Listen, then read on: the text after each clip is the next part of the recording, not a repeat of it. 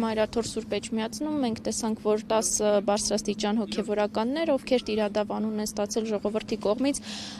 ժողովրդին կոչ արեցին հավաքվելու այնտեղ, իրենք եկան 1-2 րոպե հետո գնացին, ինչ կատարվեց ձեր գնահատմամբ առհասարակ։ 3 հազարավոր հայրաքելական եկեղեցու հետևորդներ եկել էին պաշտպանելու մեր եկեղեցին, մեր Մայրաթորը, մեր հավատքը սրբապղծությունից եւ փառք Աստծո, որ դա հաջողվեց, չափավոր լավատեսությունը կարծում եմ այսօր տեղ կարող է գտնել այդ իրադարձությունների մասին խոսելիս, որովհետեւ ձեր նշած այդ 10 հոգին, որոնց ավելի բնորոշիչ կլինի եւ իրենց մասին կլինի նաեւ այն արտահայտությունը, եթե մենք ասենք, որ իրենք կոմպրոմատների գերիներ են ուղակի, մարդիկ ում Նիկոլը կանչել ասելա տեսել եք, լավա, նորմալա, այո, լավա, նորմալա, իրենք էլ ընտրել են ոչ թե տանջանքի, բռնաճնշումների, այո, ինչ որտեղ միգուցե շատ մեծ դիսկոմֆորտի ճանապարհ, այլ կոմֆորտ, հենա տեսակ որոշ ոստիկաններ, որոնք տան շորերով էին եւ ոչ թե համազգեստով, իրենց պիտի ուղեկցեին հեղինակազրկված ԱԱԾ-ից անհասկանալի դեմքերով, իրենց Նիկոլի սիրած գազելով բերեցին, շպրտեցին այդտեղ, որտեղ գործողություն էր հանձնարարել Նիկոլը, այդ գործողությունը արեցին, միգուցե բարեհաջող, միգուցե ոչ բարեհաջող, դա էլ արդեն իրենց չարության աստիճան իրենք կիմանան, մենք գնահատել չենք կարող, արեցին, հետո հետ շպրտվեցին էլի այդ գազելի մեջ, էլի տարան անհայտ ուղությամբ երևի Նիկոլի կառավարական դաչա։ Ես կարծում եմ այն ինչին իրենք 3 արժանացան, իրենց ցանածներ, իրենց ուղակի հայ ժողովուրդը ցույց տվեց, որ ձեզ չի ներվելու դավաճան Նիկոլի հետ ձեր պայմանավորվածությունները։ Չի ներվելու մի պարզ պատճառով, որովհետև դուք երևի լավ չեք հասկացել Նիկոլը ինչ է արել եւ երևի մտածում եք, որ ձեր հավատացյալ ժողովուրդը չի հասկանում, թե Նիկոլը ինչ է արել։ Իրենք իրենց ժողովրդին անգամ չեն հարգում։ Այդ Բենթլի տերտերը, այն անհասկանալի կողմնորոշումներ ունեցողները, այդ բոլորը Նիկոլի համար շատ հեշտ աշխատանքի մատերիալ են, մարդիկ, ովքեր չունեն ողնաշար, ինքնություն, կամք պայքարելու եւ միգուցե այդքան էլ ճիշտ իմաստով չեմ օգտագործում այս բառը, բայց լավ է, որ իրենք բացահայտվեցին, լավ է, որ երեք հայ առաքելական եկեղեցին կանգուն մնաց, բայց պետք է սթափ լինել, որովհետեւ ակնհայտ է, չէ, որ Նիկոլը չի նահանջելու ու փորձելու է ամեն կերպ պղծել եկեղեցին, փորձելու է ամեն կերպ հասնել իր ուզածին։ Արցախն էլ միանգամից չկարողացավ հանձնել, հայ ժողովուրդը դիմադրում էր, դիմակայում էր, մինչեւ իմունիտետը լրիվ մաշացրեց։ Տիկին Մկրտչյան, դեռևս 2018 թվականից է Հայաստանում այդ պառակտումը սևերի եւ սպիտակների, երեք էլ Մայրաթոռում տեսանք, որ հենց հոգեվորականները կարծես թե ժողովրդին տարան այդ պառակտման, այսինքն Մայրաթոռում հավաքվել էին մարդիկ, ովքեր վանկարկում էին կտրիչ հեռացիր եւ մարդիկ, ովքեր գոռում էին վեհափառ, այնուամենայնիվ վեհափառ բղավողների ձենը խլացնում էր իհարկե հակառակ կողմին, այդուհանդերձ ինչ եք կարծում, արդյոք հենց հոգեվորականները պիտի տանեն բախման, գնացին այդ ծայրահեղ քայլին եւ էլի կկրկնվի դա։ Երեք բարեբախտաբար հնարավորություն եղավ հաջողվեց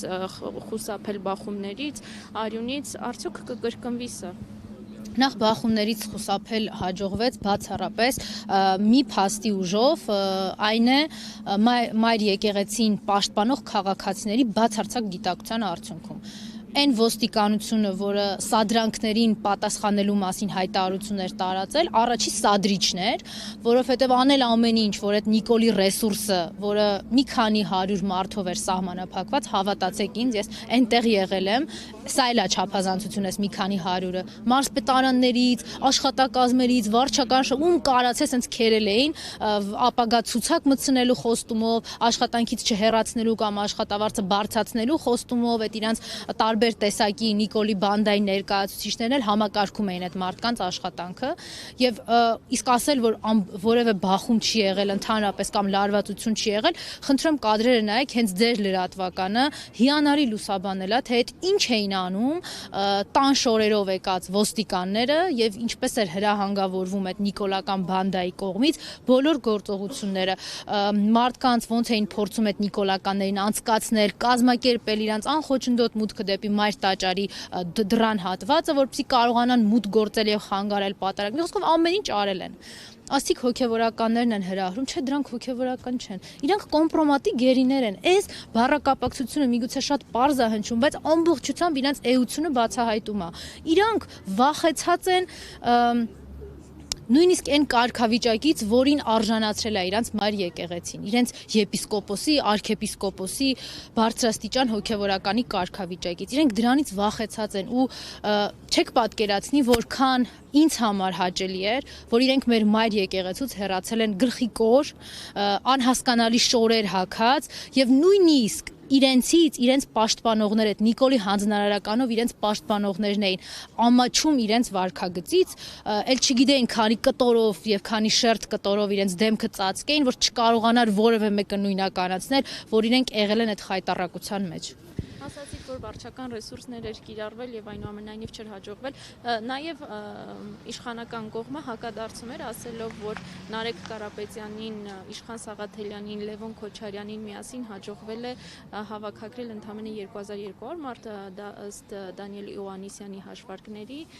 ինչ կասեք դուք այդ մասին, իբրև առհասարակ ես չեմ հիշում, որ նրանք կոչարած լինեին, որ մարդիկ։ Ձեր նշած անձը, որ ամեն ինչի փորձագետ է, չէ՞, բանակի մասին, եթե Նիկոլին եզրակացությունապետք ինքն է գրում, ընտրական օրենսգրքի մասին եզրակացությունապետք ինքն է գրում, այդ ազատ ժամերին էլ ընդմիջման ժամերին էլ Հայաստանի սահմանադրությունն է տենց մաքրում Նիկոլի համար հայկականությունից եւ տենց թուրք-ադրբեջանական կտորներ, էլեմենտներ ավելացնում։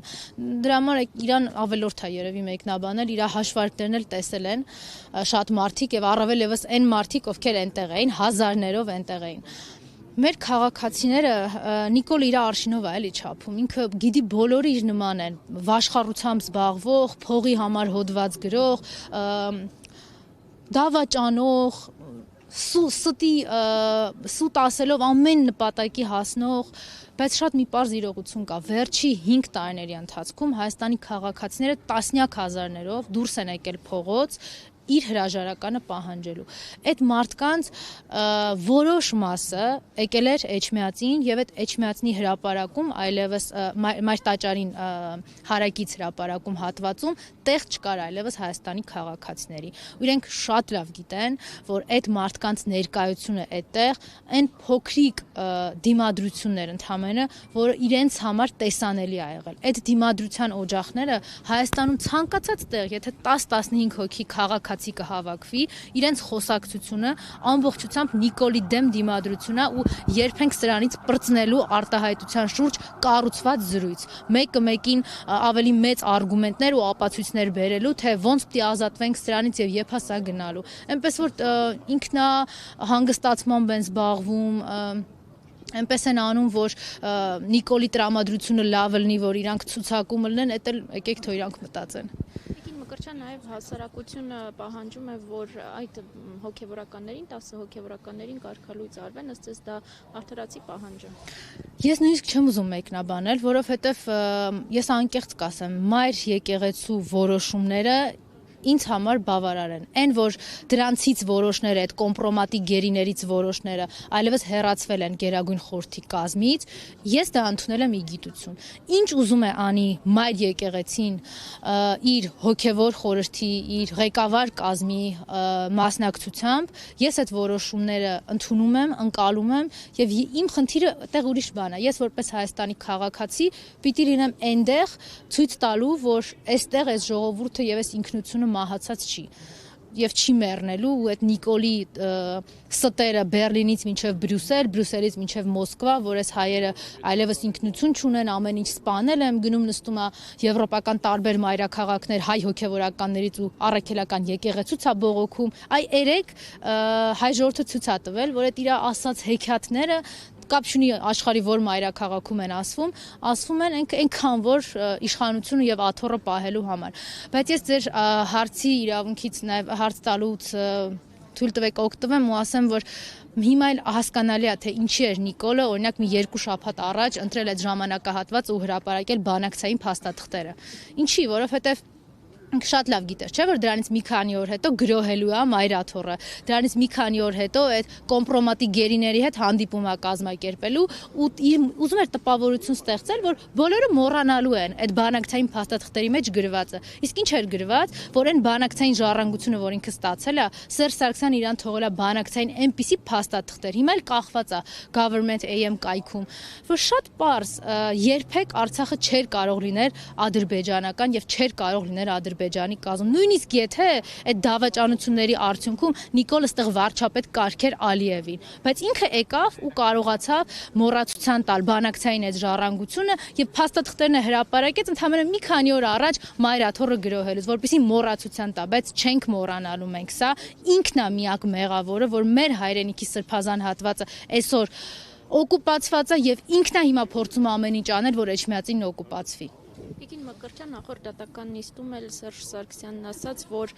իրենք պատրաստ են գործողությունների միայն այն պարագայում, երբ մայրաթոռից լինի համապատասխան կոչնակը, հրահանգը, ինչ հրահանգների մասին է խոսքը ու ինչ քայլերի կգնա հանրապետականը։ Ոչ թե միայն այդ դեպքում, այլ նախագահը ասաց եւ մի քանի անգամ է ասել, որ մենք վեհափարի հորդորին ենք սպասում, այսինքն ինքնագործունեությամբ չզբաղվելու մասին է խոսքը, բայց միևնույն ժամանակ երեք հանրապետականները եղել են այնտեղ եւ գիտեք ինչ այդ